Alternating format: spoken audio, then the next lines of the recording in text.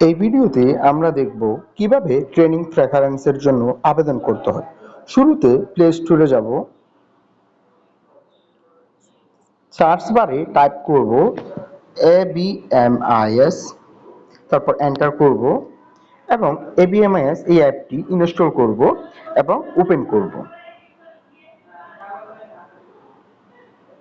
তারপর sign in করুন বাটনে ক্লিক করব, ফোন নাম্বার এবং পাসওয়ার্ড দিয়ে লগ ইন করব।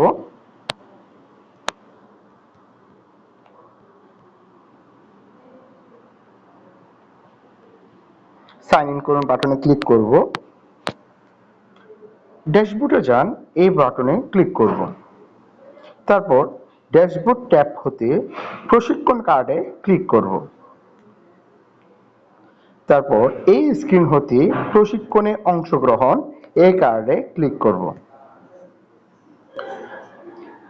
আমরা জাপানি ভাষা প্রশিক্ষণ N5 মহিলা এই কোর্সটি আবেদন করব।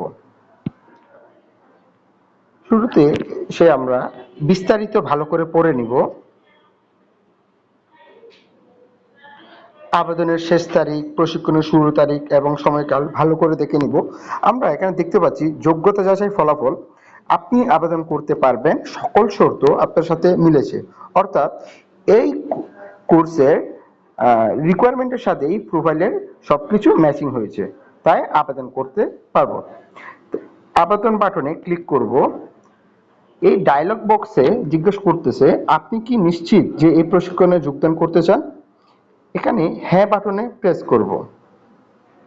সাকসেস, অভিনন্দন, আপনার আবেদন সফলভাবে সম্পন্ন হয়েছে। আমরা নিচেও দেখতে পাচ্ছি আপনার আবেদন সফল হয়েছে।